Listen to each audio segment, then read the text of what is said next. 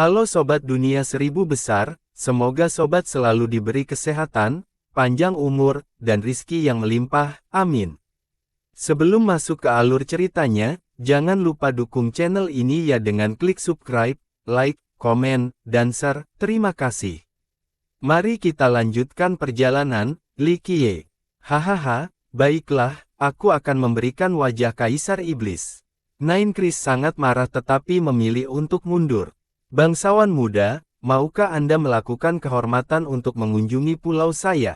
Luosha mengundang Li Qiye. Aku belum pernah ke puncak Soaringmu. Goldblade mengeluh. Mengapa tidak? Li Qiye tersenyum. Silahkan. Dia membungkuk dan memberi isyarat ke arah yang benar. Namun, dia hanya mengundang Li Qiye dan bukan dua lainnya. Rusa Alk menatap mereka menghilang ke dalam kabut sebelum bertanya kepada Goldblade, Soaring Peak apakah itu misterius? Bagaimana saya tahu? Saya belum pernah ke sana. Goldblade tertawa dan menepuk bahu pria itu, datanglah ke kampku untuk minum. Aku merasa kamu akan merampokku, kata Alk Rusa. Haha, rusa sepertimu tidak memiliki nilai apa-apa, bahkan tidak bisa menarik minat bandit. Goldblade memberinya tatapan menghina. Lalu siapa targetmu? Aku sudah bisa menciumnya, doronganmu. Kata Alk Rusa. Kamu bisa mencium itu. Apakah kamu seekor anjing? Kata Goldblade. Ini adalah hadiah unik saya. Kata Alk Rusa. Goldblade mengangguk dan berkata dengan sungguh-sungguh, begitu, kurasa masuk akal jika rusa roh dari Desolate Frontier memiliki kemampuan khusus. Aku hanya main-main denganmu, kamu membuatnya terlalu jelas. Rusa Alk tertawa. Terlalu jelas. Goldblade memelototinya. Kamu gemetar saat melihat leluhurku, seperti keponakanmu karena hati nurani yang bersalah. Kata Alk Rusa. Tidak buruk, main-main denganku. Mungkin aku harus memanggangmu, aku belum pernah makan rusa dari Desolate Frontier sebelumnya. Goldblade memelototinya. Kamu tidak berani. Rusa Alk melambaikan tangannya. Karena kamu dari Desolate Frontier.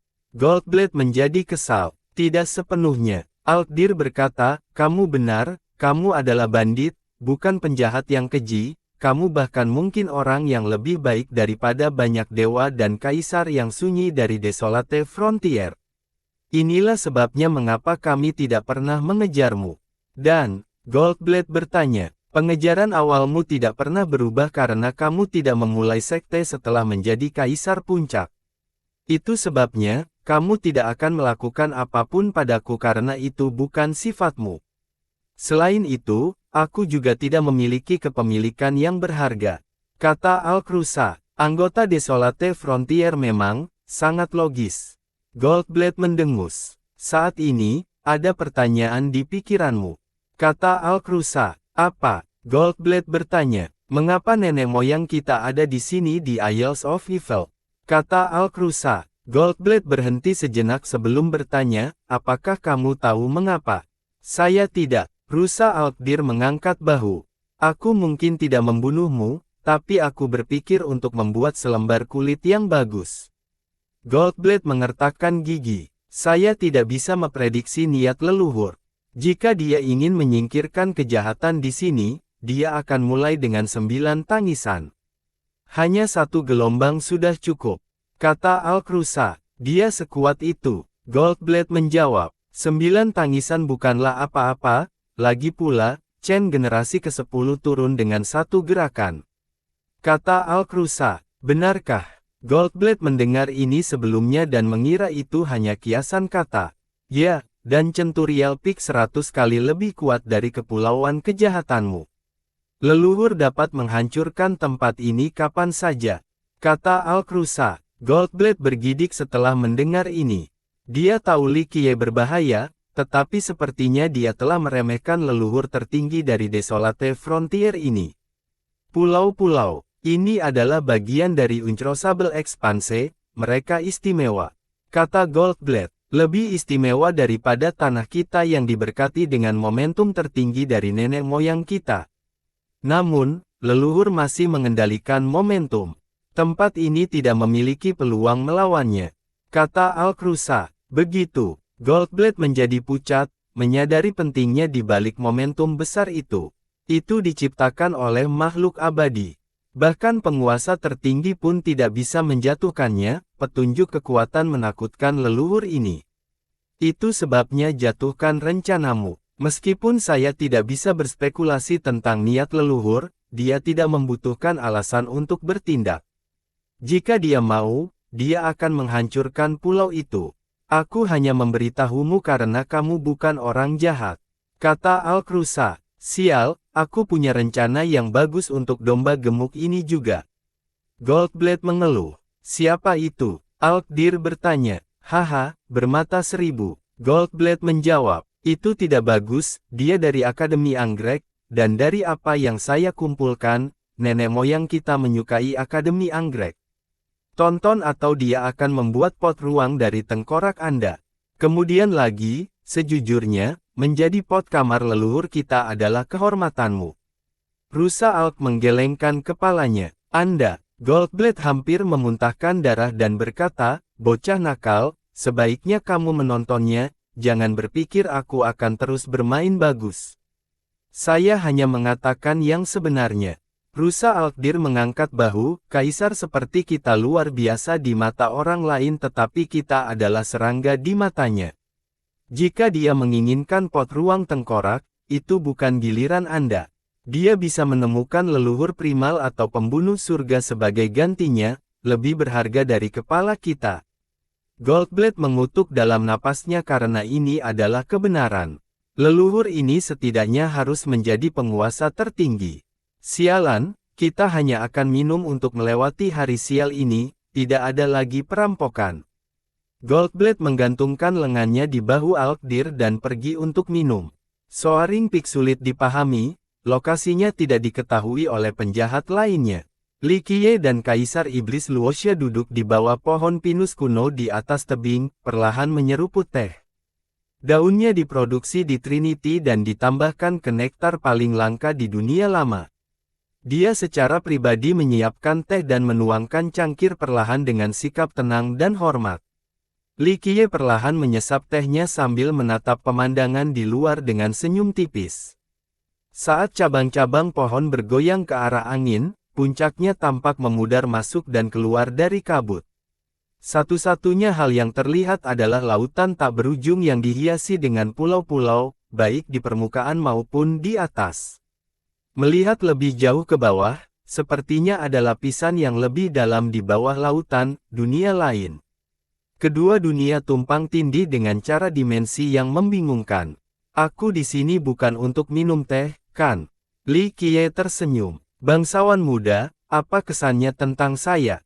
Dia menuangkan secangkir teh lagi dan bertanya dengan lembut. Dia menatap sosoknya yang layak dibanggakan nyaris tidak disembunyikan oleh gaun longgar dan berkata, luar biasa. Kalau begitu, maukah kamu membawaku masuk? Dia bertanya. Jika ada orang lain yang mendengar ini, mereka akan terkejut karena dia adalah pembunuh surga dengan reputasi yang terkenal.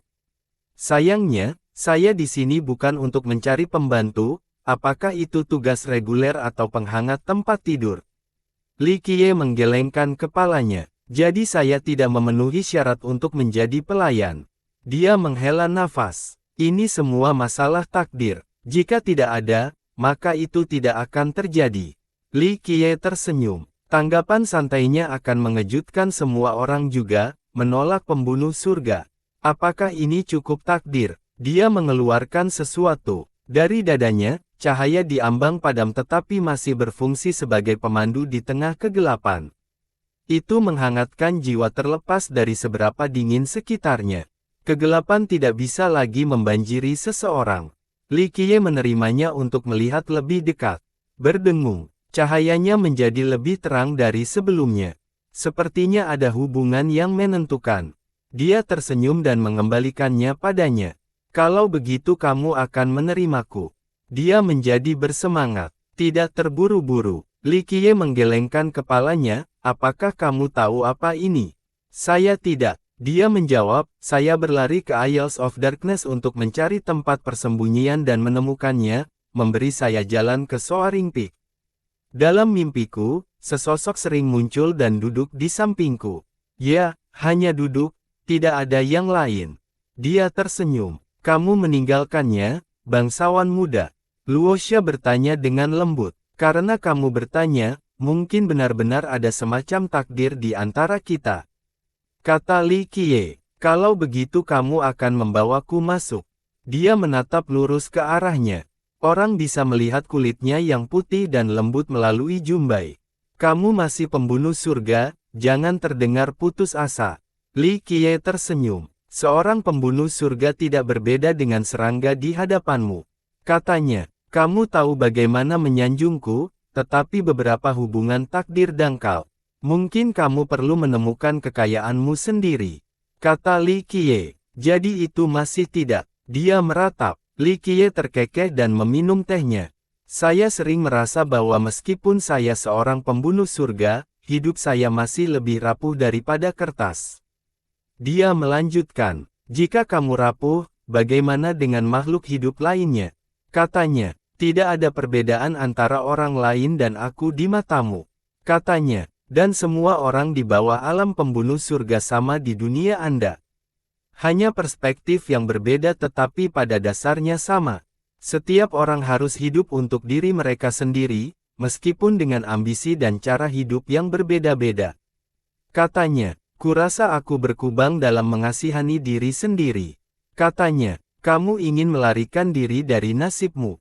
Dia bertanya, bisakah seseorang benar-benar melarikan diri? Aku tidak bisa ketika aku lemah, menjadi dewa yang sunyi tidak mengubah ini, sama halnya dengan pembunuh surga.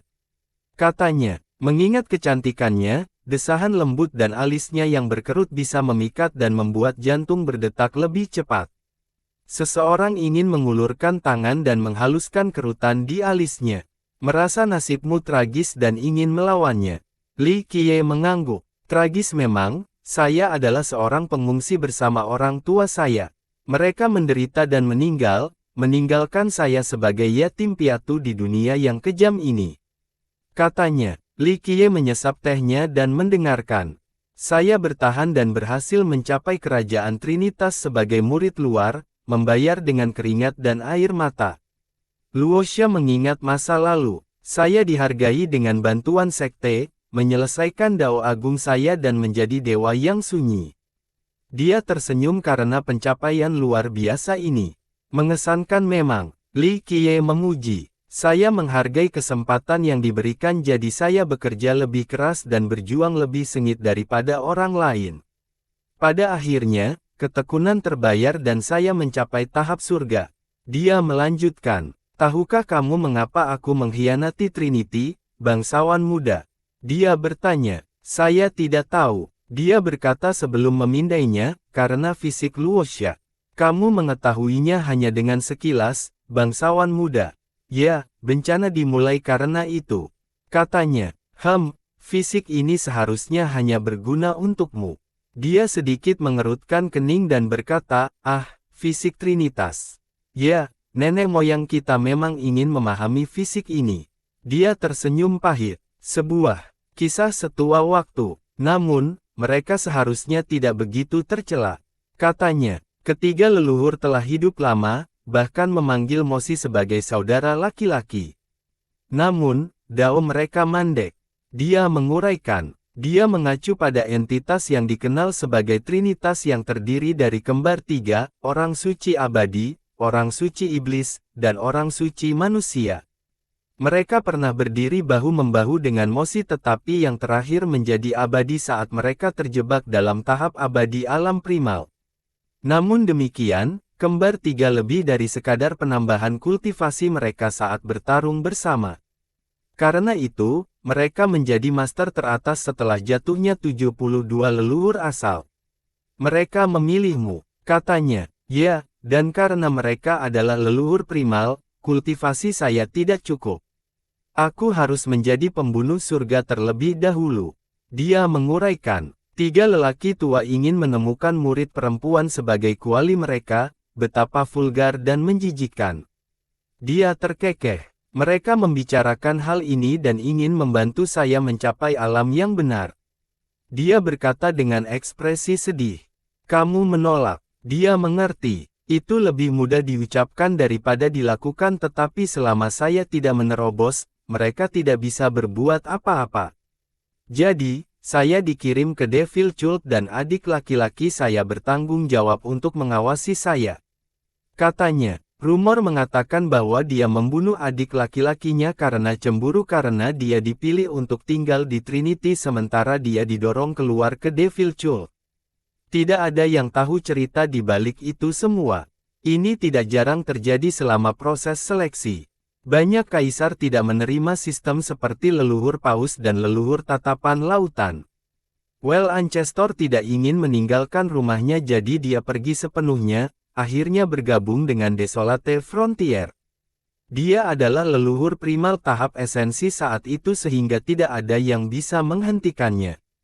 Ada tahapan ke alam primal, mendapatkan anima primal, bumi, surga, tak tertandingi, esensi, dan abadi.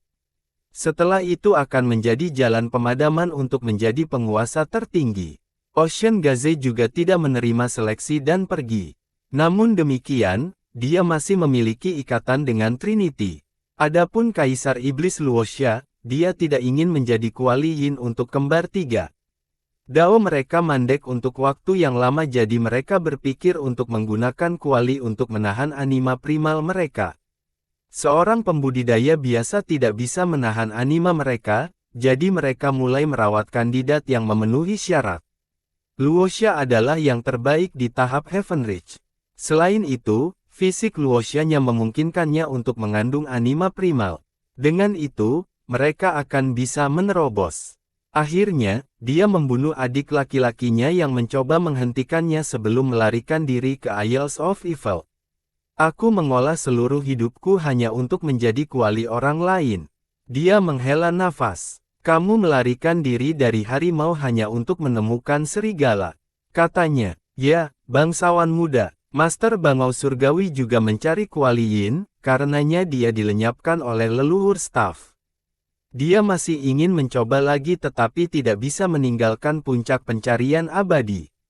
Katanya, kamu mengandalkan dia untuk berurusan dengan Trinity juga.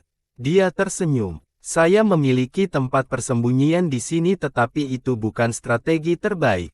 Ketika Triple datang sendiri, mereka akan dapat menemukan saya. Itu hanya masalah waktu setelah saya menyelesaikan 3 siklus. Katanya, ketika pembudidaya mandek, mereka akan menggunakan konsumsi atau budidaya kuali. Sifat manusia terkadang dapat diprediksi. Dia menggelengkan kepalanya. Kami selalu menjadi makanan bagi seseorang, tidak berbeda dengan manusia. Dia menghela nafas. Ini bukan alasan untuk jatuh ke dalam kegelapan. Dia berkata, tidak mudah untuk mencapai level ini, jadi Anda harus menghargainya. Apakah aku masih bisa lolos dari nasibku, bangsawan muda? Dia menatapnya. Mengapa tidak? Dia tersenyum. Jika aku berhasil melewati 3 siklus atau bahkan lebih tinggi, aku masih tidak bisa mengalahkan Trinity.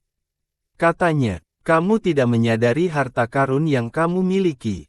Dia menjawab, harta karun. Dia mengambil waktu sejenak sebelum mengeluarkan untaian cahaya ini. Tentu saja, itu telah melindungimu selama ini. Apakah kamu tahu apa itu? Dia bertanya, cahaya yang ditinggalkan olehmu, kan? Katanya dengan ketidakpastian, itu memilihmu karena suatu alasan. Dia berkata dengan sentimental, bangsawan muda, bisakah cahaya ini benar-benar membantuku? Dia menatap cahaya, tentu saja. Dia menyesap lagi, itu bisa membantuku bersembunyi, tapi misterinya. Dia berhenti, bakat dan pemahaman daunnya sangat baik. Namun, dia tidak dapat menemukan kegunaan lain untuk cahaya ini di luar hubungannya dengan Soaring Peak. Mengingat kultivasinya yang perkasa, dia mulai berpikir tidak ada lagi cahaya. Karena hati daomu masih belum cukup kuat. Dia berkata, setelah membersihkan Eternal Abyss, saya meninggalkan cahaya ini agar tidak akan pernah jatuh lagi. Dia menjadi membeku karena dia telah membaca legenda ini sebelumnya. Meskipun hanya beberapa komentar yang menggambarkan legenda yang tidak dapat diverifikasi ini, dia membicarakannya dengan begitu santai. Bangsawan muda, kamu Dia mengingat keberadaan tabu abadi sejati dari zaman kuno.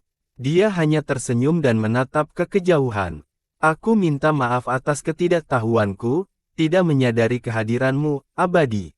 Dia bersujud. Dia mengangkat tangannya dan berkata, sekarang kamu tahu, tidak apa-apa.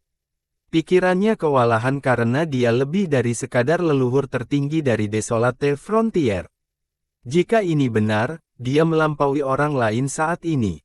Jadi apakah menurutmu kamu telah memahaminya? Dia menatapnya. Tangannya gemetar saat dia memegang cahaya, menyadari itu melebihi imajinasinya. Betapa bodohnya aku, untuk menangkap cahaya ini namun tidak dapat menggunakan potensinya. Katanya emosional. Tiba-tiba, sesuatu kehangatan terwujud di hatinya. Adapun seorang pembunuh surga, pikirannya seharusnya keras. Sayangnya, karena keadaannya, dia hidup dalam kecemasan dan ketakutan. Bagaimanapun, dia tidak memiliki kendali atas nasibnya. Sekarang, untaian cahaya ini memberinya harapan. Optimisme dan kehidupan kembali ke matanya saat dia mengangkat kepalanya tinggi-tinggi. Hati Daoku memang lemah karena aku masih tidak berdaya sebagai pembunuh surga. Dia berkata dengan malu, namun, dia tidak bisa disalahkan karena situasinya. Dia mengatasi rintangan yang tak terhitung jumlahnya dan mencapai alam yang luar biasa hanya untuk tunduk pada mereka yang lebih kuat. Selain itu, dia tidak menerima ini dan berjuang untuk melarikan diri dari kerajaan Trinitas. Bukan salahmu, itu normal untuk diguncang oleh keputusasaan. Tapi, tidak berdaya atau tidak, ketahanan diperlukan atau Anda akan menjadi kejatuhan Anda. Katanya, saya mengerti. Dia menarik napas dalam-dalam dan berkata, saya harus tegas atau semua penderitaan saya akan. Ini adalah transformasi. Dia mengangguk ketika Anda memiliki cukup keberanian untuk mengambil langkah ini, Anda harus melanjutkan sambil mengerjakan hati Dao Anda. Aku tidak akan mengecewakanmu. Dia membungkuk. Jangan khawatirkan aku. Dia menunjuk ke lampu di tangannya dan berkata, itu memilihmu, tidak ada orang lain. Ini menunjukkan betapa Anda merindukan hidup dan ketekunan Anda mendapatkan persetujuannya, jadi jangan mengecewakannya. Saya akan mencoba. Dia menatap cahaya, kunci untuk membuka nasibnya tetapi dia tidak menyadarinya saat itu. Dia tersenyum dan menikmati pemandangan. Bangsawan muda, bolehkah aku menemanimu selama perjalananmu ke seluruh pulau? Dia bertanya, apakah yang abadi baru saja lewat? Maka dia tidak akan bertahan. Apakah dia di sini untuk membunuh para penjahat? Tidak cukup juga karena dia bisa melenyapkan segalanya. Bahkan penjahat peringkat pertama, Heavenly Crane, tidak akan bisa memblokir satu gerakan pun. Setiap orang harus memiliki kesempatan. Dia tahu apa yang dia pikirkan dan menanggapi.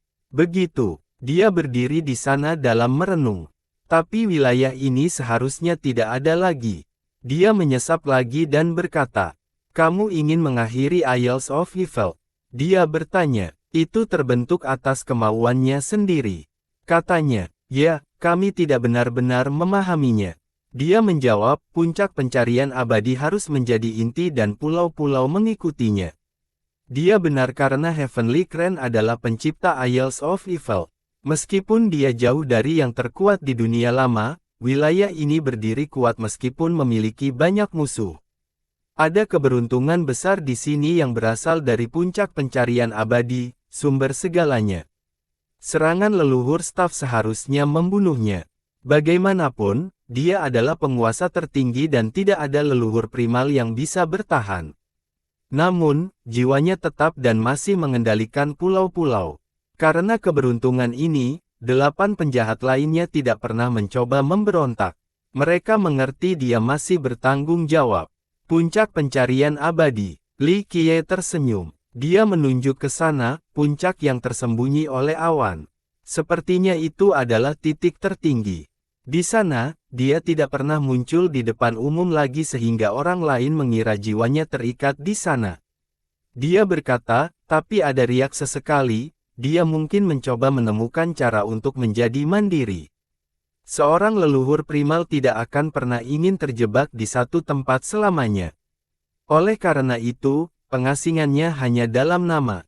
Pencarian abadi adalah nama yang bagus, tetapi itu bukan sumber wilayah ini.